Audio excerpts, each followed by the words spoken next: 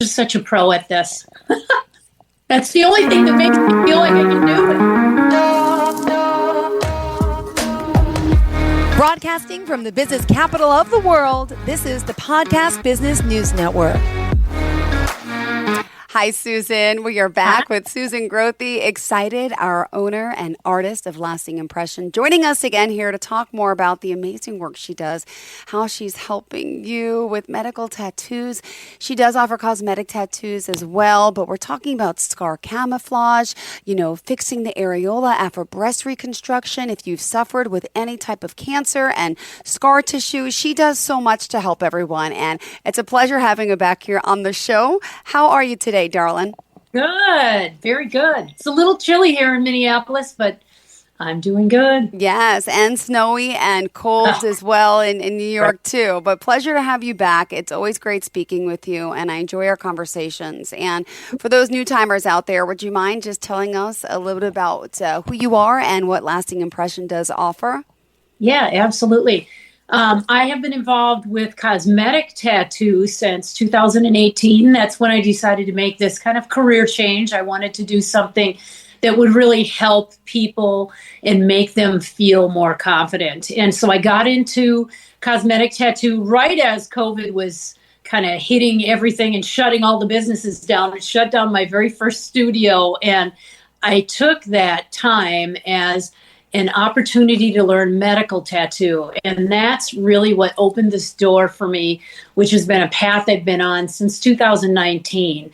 I really feel so compelled to do medical tattoo because of how much it helps the people I'm working with. And my first areola client in 2019 just kind of opened this door to this very purpose-driven work that I do, and I'm just really passionate about it. I do all of the cosmetic tattoo services, eyes, eyebrows, lip liner, eyeliner, and then I do primarily scar camouflage and 3D areola restoration.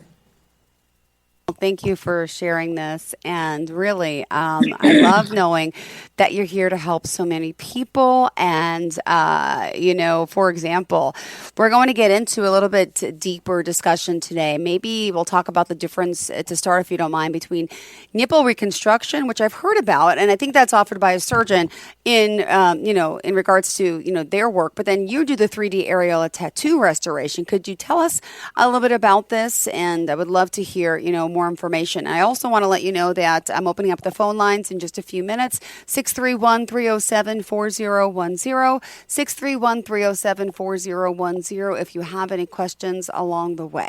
So let's go. Tell us the difference between the reconstruction and the restoration. Yeah, absolutely. So when you go to your oncologist, they are going to oftentimes connect you with a plastic surgeon. The plastic surgeon's then going to often reconstruct the breast, and there's multiple ways that that's done. But one of the things they will offer is nipple reconstruction. And nipple reconstruction done surgically is an invasive procedure. You're usually doing it under local in their office, but you're going to have probably 6, 7, 8 weeks of recovery time. And this is after you've had the primary reconstruction done of the breast. So that's usually months of surgery. So that the nipple reconstruction usually happens at the very end. What some plastic surgeons have on staff is a nurse who they've trained to do the actual tattoo. And that involves usually one, maybe two, but it's usually one color kind of flat disc around where they've done the nipple reconstruction, and the nipple reconstruction has to be healed. So that's probably, you're looking at maybe 8, 9 weeks after that process where they could even consider doing it. So it is invasive. It doesn't really capture a lot of detail because it's really one-dimensional. So if I contrast that against what I do, I'm really taking multiple colors. I'm looking at a palette of colors that I custom blend to match your skin. So I'm going to look for a low light. I'm going to discover a highlight. I'm going to create multiple nipple colors, and I'm going to blend those to create as realistic an image of an areola that protrudes on your body, so it kind of works with your coloring. In addition to that, with the highlights, the lowlights, I'm going to create the details of wrinkles, the shadows to create the protrusion. I'm going to add elements that are, the Montgomery glands, which are, common in most women, the wrinkles that you'll find that just look normal on an areola. Those are things that really can't be accomplished by a nipple reconstruction. So the process that I do is typically 2 appointments. I'll have you come in. That first appointment is about 3.5, 4 hours long. We do the majority of the work. I send you home with aftercare and a Tegaderm bandage. You really avoid water and, swimming, hot tub, sauna, kind of hot, moist conditions for about, I'm going to say 14 days. And then you're going to heal the rest of the way just with normal care. So it's really much less invasive. The healing time is significantly shorter, and you get this hyper realism with the tattoo that you just can't achieve with an actual nipple reconstruction. And oftentimes what I see, because I have a lot of women who've come to me after they've had this done, after they've had a nipple reconstruction done, the nipple will tend to recede, and sometimes it goes flat. I've even seen it concave a little bit. So the nipple reconstruction doesn't stay protruding all the time. And oftentimes they're not even. So they're not the same size. They're not in the same position. With the medical tattoo and 3D areola restoration, you can make it as symmetrical as possible and really positioning it in the body so it looks to be in an optimal spot and the ideal size, and also color based on your own skin tone. So it's very, very customized. And how long of a process, just curious, does this take? And it's multiple sessions, or normally, when do you have to come back? Yeah. It is. So I have you come in for that first session, really trying to determine the goal. Sometimes that will vary based on the actual, base that we've got to work with for each client. Sometimes it's just to recolor the areola. Sometimes it's really to, recreate it entirely. So we'll decide on the goal. That first appointment, I'm going to do about 80% of the work. I'll have you come back about, I'm going to say 6 to 8 weeks later, and I'm going to do a second session. That's usually a couple of hours. So the first session's maybe 3 hours. The second session's maybe 2. So I'm going to put about 5 hours of work into creating this hyper realistic nipple. And that's really what my clients say is the most amazing. They've gone back to usually going back to their oncologist for follow-up appointments. And I had one client who's an oncologist said, "Oh my gosh, that's a tattoo." Just not, thinking that you could get that high degree of realism. But that's really what, all of the training and all of the, the work I've done to perfect and, learn and master this technique has been enabled me to do. Well, I love it. It's beautiful, and I've seen your work before, and I hope people do reach out for this. And just curious, the medical reconstruction part, is any of this covered by insurance yet, or insurance companies still not in the mix with this? Which is unfortunate if they're not. Right. It's funny. I just had that conversation today with someone, and I'm trying to find out more within the state of Minnesota. So medical coverage varies greatly by state. In some cases, in some states, it may be covered. So areola tattoo would be covered, as would a wig, as would prosthetics. In some states, none of that is covered. I've had people come to me and say, my insurance doesn't cover a wig, it doesn't cover a prosthetic, it doesn't cover a tattoo. Those are things that you have to seek outside of your medical system. And, depending on what state you're living in, the coverage is probably going to vary. But I can tell you that the medical tattoo that I do is probably going to be about a quarter, maybe even a fifth of the cost to have a nipple reconstruction done. Nipple reconstruction, yes, typically covered by insurance. But, most people I advise have to look at their own insurance and discover, okay, within their policy, is this something that there's going to be coverage for? But it is considerably more affordable than I would say nipple reconstruction would be. Yeah, absolutely. Well, thank you for sharing that. And also, if you are just tuning in, I always love to remind everyone who we're speaking to. And Susan Grothe, where are you based out of? And lasting impression, would you mind sharing the exact location? Absolutely. I'm in Lake Elmo, Minnesota, and Lake Elmo is just west of the Twin Cities metro area. So from downtown Minneapolis, I'm about 30 minutes. From downtown St. Paul, I'm probably about 20 minutes. So I'm really close to the major Twin Cities metro area, just outside of it. Got it. All right. So we're here talking about nipple reconstruction versus areola tattoo restoration, which is what she specializes in. And of course, the 3D areola tattoo, shall I say, right? It's got to, make them feel amazing. And they look amazing. I mean, talk about boosting self-confidence and feeling good again. It just goes such a long way what you're doing to their inner self, even though you're working on the outer self, right? It's both. Yeah. And that's where I think that's really what compelled me to be in this segment. It's really a niche segment of, the tattoo world, the cosmetic tattoo world. Medical tattoo is much smaller, much less known. But I think the impact that it has on clients is so huge. That's what compels me to do it.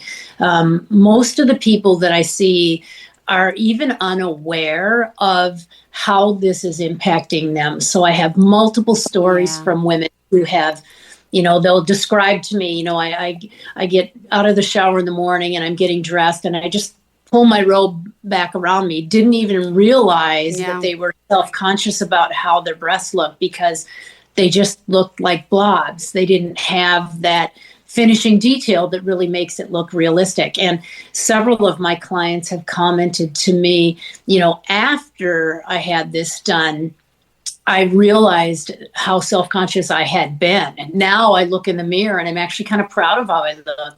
And they see beyond the scars. You're typically going to have scars with any kind of breast surgery, and everybody's scars will vary, but almost everyone has scars. And how prominent those are, there's just a myriad of factors that would drive that. But when you look in the mirror and you see the scars, most people are pretty self-conscious about that, and they're self-critical. So I find that clients have more of a negative, like I'm a negative self-body image, like I'm damaged goods. That's often the mindset that people have after cancer.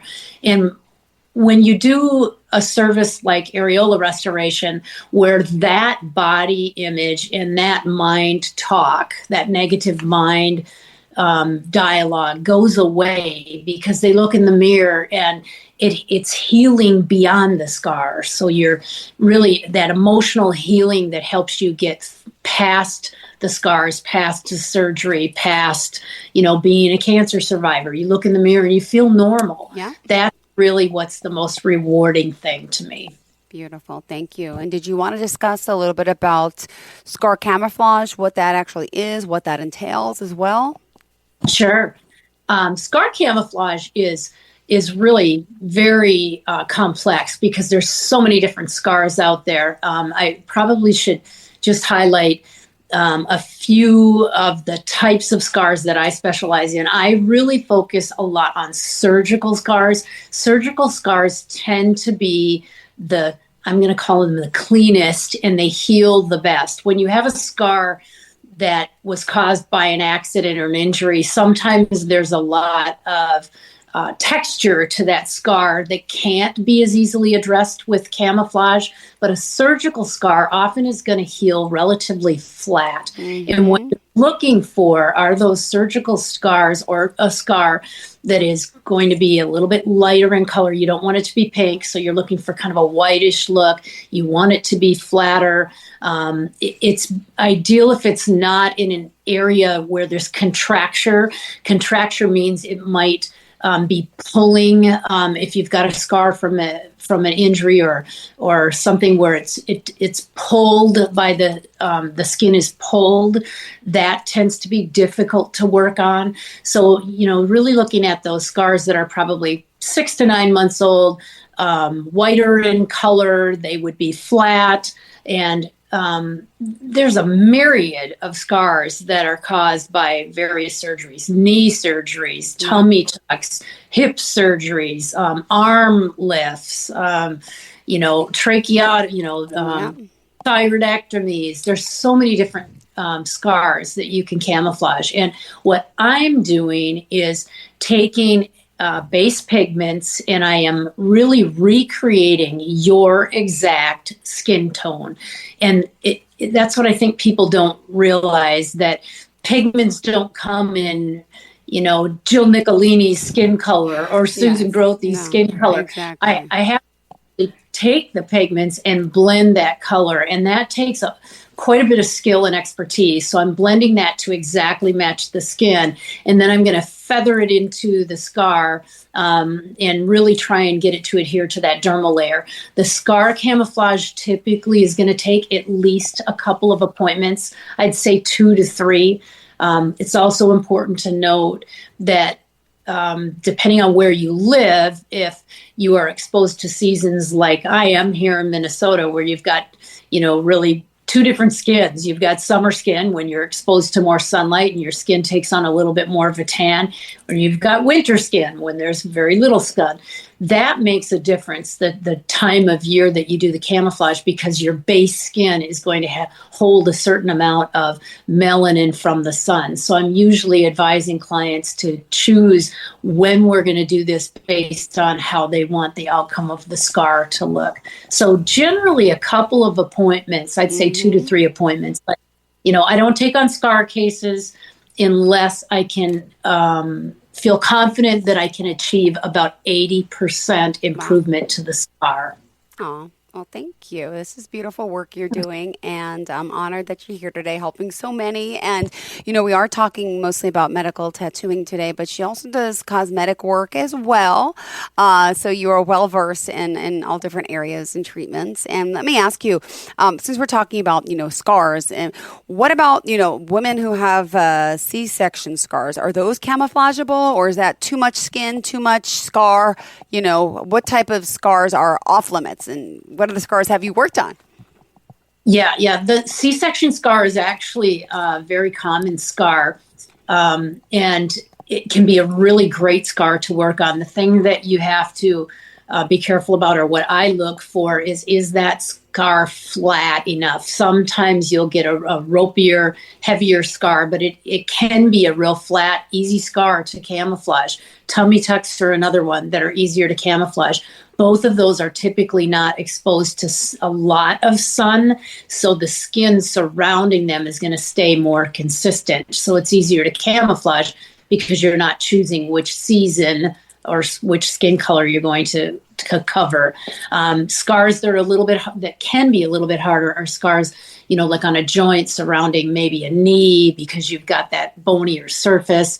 I've worked on a lot of facelift scars. Those tend to be hidden in the hairline, but oftentimes you'll get more of a whitish, kind of almost like a stretch mark that comes from the scar as the skin is kind of pulled back, to create the effect you're looking from the facelift. So camouflaging those facelift scars is also a very common scar to do. Thyroidectomy, that's another one. A lot of people having those types of surgeries, that's a very common scar, fairly easy to camouflage.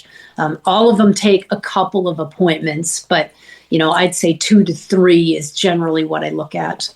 Got it. All right. Thank you so much. And then as far as, scar camouflage, obviously, let me just ask, I've heard of people doing the pigmentation on the head, like to help out people's hairlines, and some people who may have had hair transplants and stuff like that and gone wrong, but now they lost their hair and they have a scar there. Can you work on the scalp as well? Is that something that you do?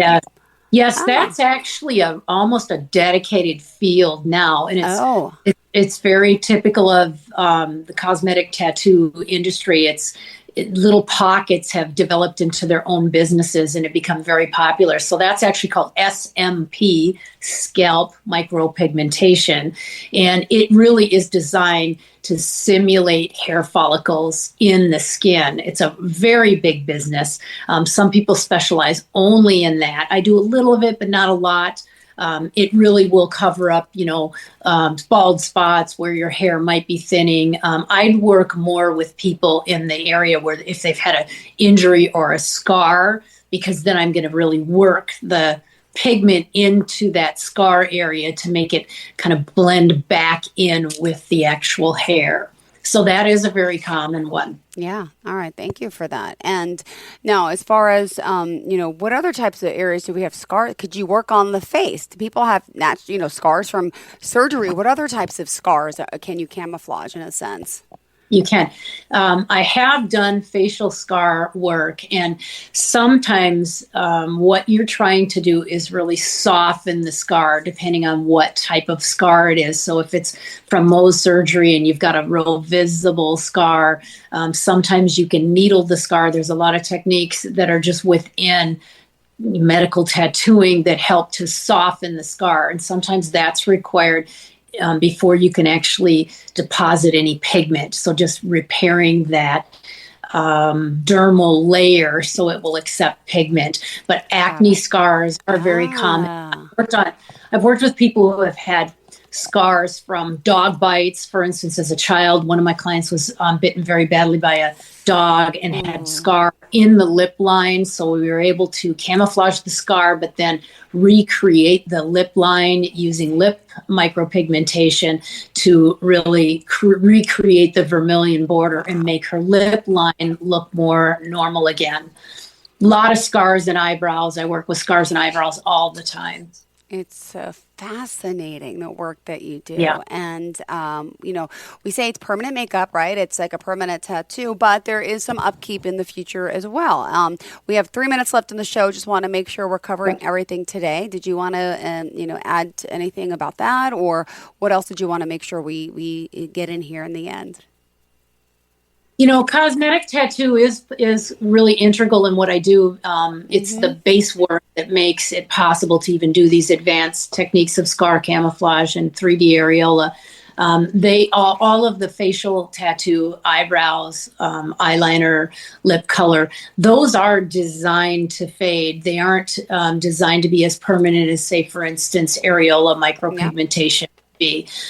It's you want that to gently fade over time. You don't want this permanent, tattoo like eyebrow, for instance, because your face is going to age, and as it ages, your face is going to change, and the tattoo will not. So you ideally want to, have something that's going to gently fade and look natural as it fades over time. I'm very conservative in the work I do with cosmetic tattoo. I just know a lot about it. I've taken a lot of training in pigment science and color theory, and I'm just very conservative, trying to really use a light hand and create the most natural results that I.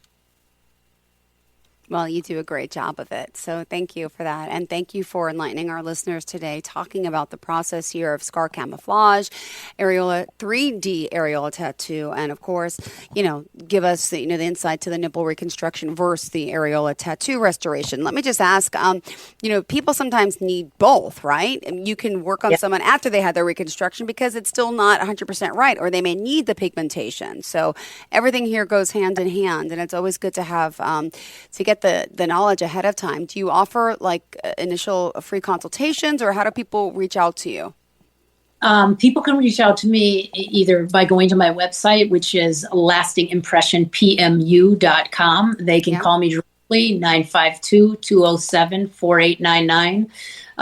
Consultations are free. Great. And I really like to speak with people prior to have a better understanding of what their goals and expectations are, and then see what we're trying to do. And, I'll give my opinion on if I am able to really achieve the goals that they're looking for, either with their cosmetic tattoo or with their medical tattoo. Beautiful. Thank you so much. Looking forward to speaking with you again. And again, if we want to reach out, feel free and take advantage of that free consultation. And I appreciate your time here again. again. Susan Grothe, it is, artist from Lasting Impression, based out of Lake Emil, Minnesota.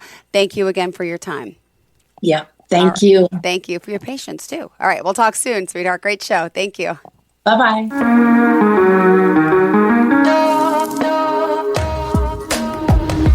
Broadcasting from the business capital of the world, this is the Podcast Business News Network. And yeah. Let's go inside the mind of a 10-year-old. I should have worn those earrings today. I like those earrings. Gabby has those awesome earrings. I need to ask her where she got those, but that's just what she would want me to do. I'll have Michaela ask her for me. Buckle up, Sarah. Yeah, but then Michaela will be like, why don't you just ask her yourself? That's just like Michaela. Sarah, buckle up. Michaela's such a great name. I wish I was called Michaela. There's like a dozen Sarahs in my class. Hey, we're not hitting the road until you buckle up, honey. Oh yeah, seatbelt. I forget sometimes because my brain is like busy, you know? I wonder if there's pizza at school today. Sometimes it can be tough to get through to your kids, but it's not impossible. Always make sure they're wearing their seatbelts, even on short drives. Remember, you have the keys, you have the power. Never give up until they buckle up. A message from the National Highway Traffic Safety Administration and the Ad Council. Visit safercar.gov/kidsbuckleup for more information.